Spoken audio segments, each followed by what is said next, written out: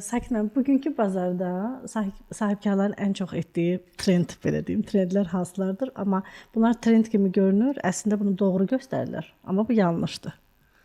Ha, trend. Yani, Gündəm misal üçün mən göstəriş. gösteriş demeyeyim de yani show kısmında bazen bizim sahipkarlar indi kabul eləyək də küçük orta biznes hələ birçok şeyi görməyib, yani görməmişik. Ama onun yanında bir adam cəmiyə minəndə, rəsm çəkəndə, müəyyən anlamda şovu göndərəndə, əyləncəni göstərəndə elə bilir ki, o çox inanılmaz işlər görür kimi algılanır. Şov önemli bir problemdir ve sahipkarların buna aldanmaması lazım. Sadece sahipkarların değil, yani çevrenin de buna aldanmaması lazım. Çünkü indi bu şovlarla Instagram'ı, Facebook'u istifade ederek qohum əqrəbə daxil 1000 manat, 10 bin manat, 100 bin manat, milyonlar pul yığıb aradan itib daha sonra pulu verebilmeyen sahipkar görünümlü maşinlikler var. Ve bu da çok önemli bir problemdi yani. Harda da pul yoktu pul. Yani çok ciddi örnekler var, ben inana bilmirəm. İki dost, bir tane yatırımcı, sözde yatırımcı. Gelir deyir ki, gel bana bu işe pul yatır. Bu kadar aylık sana pul vereceğim. Bu canlı örnekte yaşanıb yani. Neyse dostun ikisi de verir.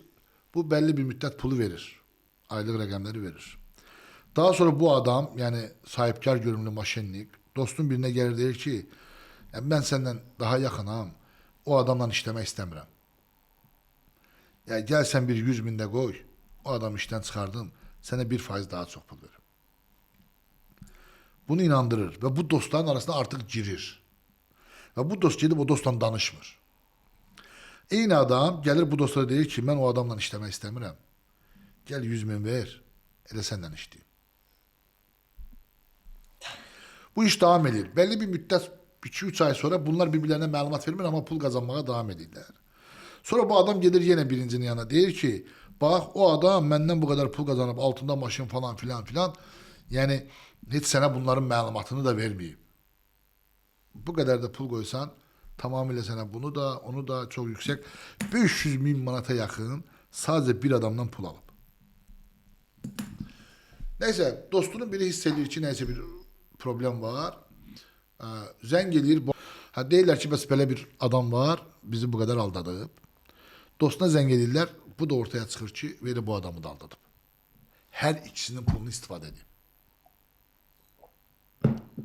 Hər ikisinin pulunu alıp istifade eləyib ve bunlar da birbirine diyor. Bu iki dost sadece aralarında diyalog kurmadığı için bu adama bu kadar pulu veriblər ve itizdiriblər yani. Bu dəqiqədə 1 manat geri alabilmirlər. De 1 milyon yarım, de 2 milyon. Rəqəm bu kadar rəqəm açıqdır. O yüzden bazen bu şovlar, aylık rahat pul kazanma derdi, rahat pul kazanma derdi, aylık faiz alma sahipkarları aldadır yani. Gözünü boyuyor. O yüzden her şey reallığa bakılmalıdır. Bazen böyle pafoslu danışıqlar, işte həll edəcəm deyib verilen sözler, daha netice olmadan insanlardan pul almalar, birçok mevzuda geçerlidir bu. O yüzden benim sahipçilara tövsiyem öz işlerine sahip çıksınlar. Çok da abartıya inanmasınlar.